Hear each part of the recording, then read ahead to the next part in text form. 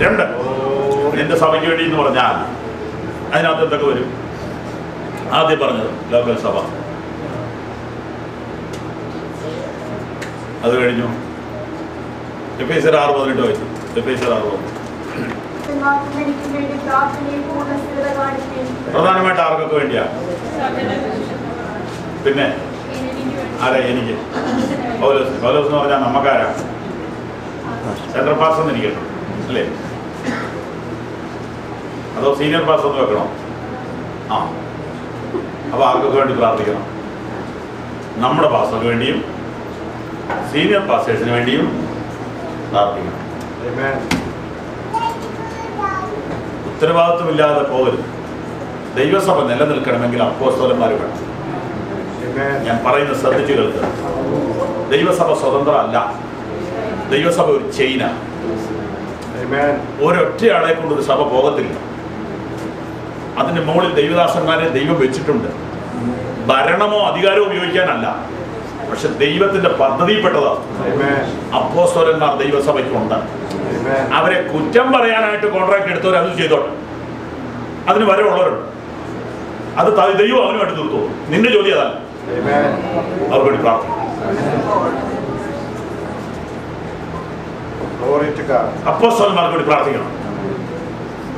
Senior പാസ്റ്റേഴ്സിന്റെ പേര് പറഞ്ഞ് പ്രാർത്ഥിക്കണം. അവരെ കുറിച്ച് അപവാദം പറയുന്ന തൊഴിലുമായിട്ട് കുറെ പേര് ഇറങ്ങിയിട്ടുണ്ട്. ആരുണ്ട് ഇവിടെ പൂർണ്ണര്?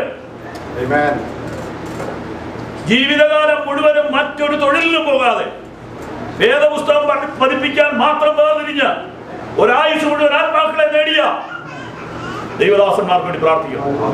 അവരുടെ വീക്ക്നെസ്സോ അത് ദൈവം നോക്കട്ടെ, അവരുടെ പരാജയങ്ങളോ ദൈവം നോക്കട്ടെ. നീ അപ്പോസ്തലന്മാർക്ക് വേണ്ടി പ്രാർത്ഥിക്കുന്നുണ്ടോ? ഓ, അതൊന്നും ഒന്നും ചെയ്തു ചോളതില്ല. ആ, അത് പറയുമ്പോൾ തിരിച്ചൊരു ചോദ്യം, നീ ചോളാണല്ലേ? പെർഫെക്റ്റ് ആണല്ലോ.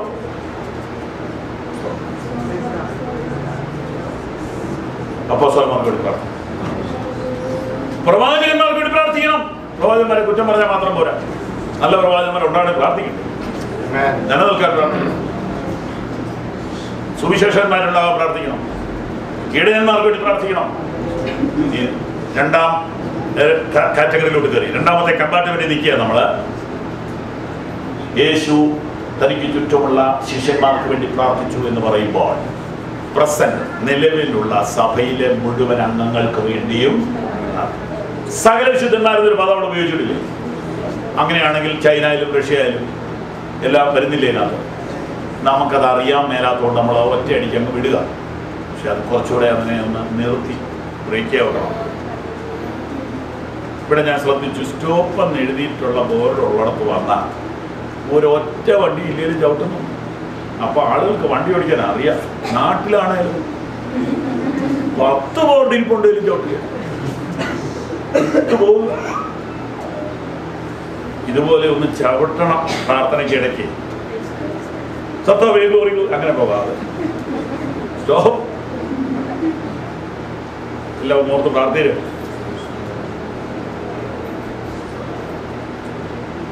ലീഡേഴ്സിന് വേണ്ടി പ്രാർത്ഥിക്കും. ഒരിക്കലെങ്കിലും ഒരു ദൈവവചനം നിനക്ക് ആശ്വാസമായി പറഞ്ഞിട്ടുള്ള ദൈവദാസന്മാരെ പേര് വെച്ച് പ്രാർത്ഥിക്കണം.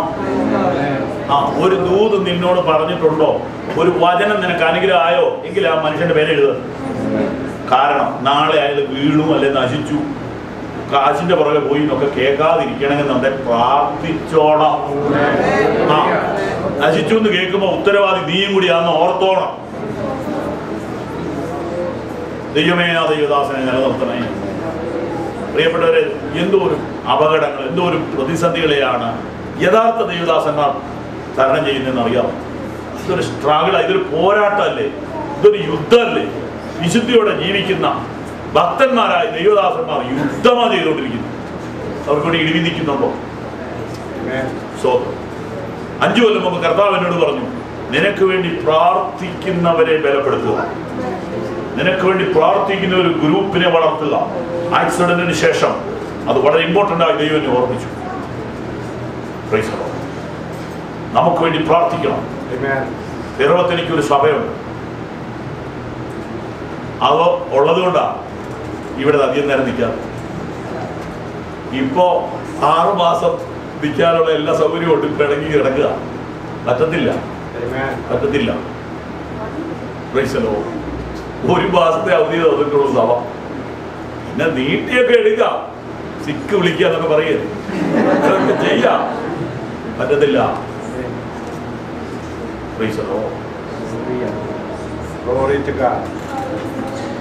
നിങ്ങൾ ദൈവദാസന്മാർക്ക് വേണ്ടി പ്രാർത്ഥിക്കണം. ഞാൻ ഈ സഭയെ പ്രബോധിപ്പിക്കുകയാണ്. നിങ്ങൾ ദൈവദാസന്മാർക്ക് വേണ്ടി പ്രാർത്ഥിക്കണം. കഴിഞ്ഞ ദിവസം ഞങ്ങളുടെ ഒരു സഹോദരി ഒന്നിച്ച് പറഞ്ഞു, പാസ്റ്ററെ അറിയാവുന്ന അത്രയും പാസ്റ്റർമാരുടെ പേരൊന്നും എഴുതാം കണ്ടോ. കാരണം പ്രയറിനെ കുറിച്ച് അതുപോലെ പഠിപ്പിക്കുന്നതുകൊണ്ടാണ്. ലിസ്റ്റ് ഇങ്ങനെ എഴുതി വെച്ച് പ്രാർത്ഥിക്കുക. പാസ്റ്റർമാർക്ക് വേണ്ടി അറിയാവുന്നവരുടെ എല്ലാ പേര് പറഞ്ഞ് ശോധന ചെയ്യുക. നിങ്ങൾ ദൈവദാസന്മാർക്ക് വേണ്ടി പ്രാർത്ഥിക്കണം. സകല വിശുദ്ധന്മാർക്കും വേണ്ടി അറിയുന്നത്രയും പ്രാർത്ഥിക്കും.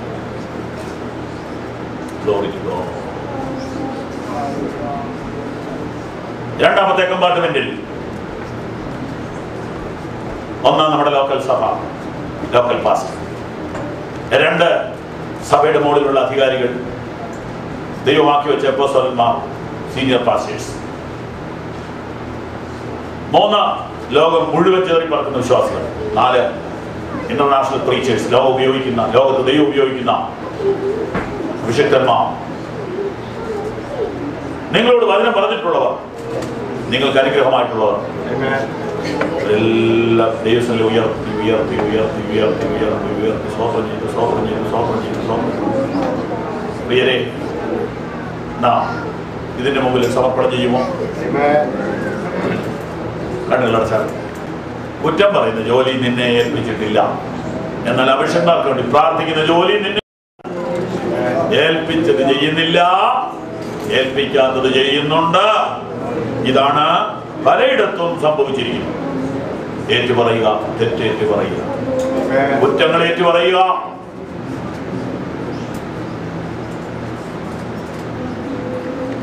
മിനിറ്റും കൂടെ നമുക്ക് മുന്നോട്ട് പോകാം. 3ാമത്തെ കമ്പാർട്ട്മെന്റിലേക്ക് കയറാം. വാക്യം 17-20. എനിക്കത് മനസ്സിലാക്കാൻ പറ്റാത്തൊരു വാക്യം. ഞാൻ വളരെ ഭയപ്പെട്ട് ആ വാക്യത്തിന് മുമ്പിൽ ഇരുന്ന ദൈവമേ, ഇന്നത്തെ കാര്യം പോലും പ്രാർത്ഥിച്ചു തീർക്കാൻ സമയം കിട്ടാത്ത ഞാൻ എങ്ങനെ നാളേക്ക് പ്രാർത്ഥിക്കും? എങ്ങനെ 50 കൊല്ലം അപ്പുറം കണ്ട് പ്രാർത്ഥിക്കും? എങ്ങനെ 100 കൊല്ലം അപ്പുറം കണ്ട് പ്രാർത്ഥിക്കും? പ്രിയപ്പെട്ടവരെ, ദൈവസഭ എന്ന് പറയുന്നത് അമേരിക്കൻ ഗവൺമെന്റിന്റെ കാലാവധി തീരുമ്പോൾ തീരുന്നതല്ല. ദൈവസഭ എന്ന് പറയുന്നത് യുണൈറ്റഡ് നേഷൻസ് ഓർഗനൈസേഷൻ പിരിച്ചുവിടുമ്പോൾ തീരുന്നതല്ല.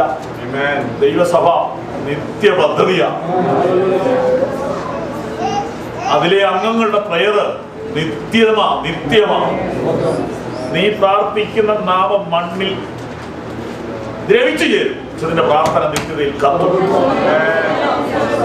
നീ മുട്ടുകുത്തുന്ന ഈ മുട്ട് ബലഹീനമാകും, മജ്ജ പറ്റിപ്പോകും. പക്ഷെ നിന്റെ പ്രാർത്ഥന നിൽക്കും. പ്രാർത്ഥന നിത്യതയിൽ നിൽക്കുന്ന ഒരു സാധനമാണ് പ്രയർ.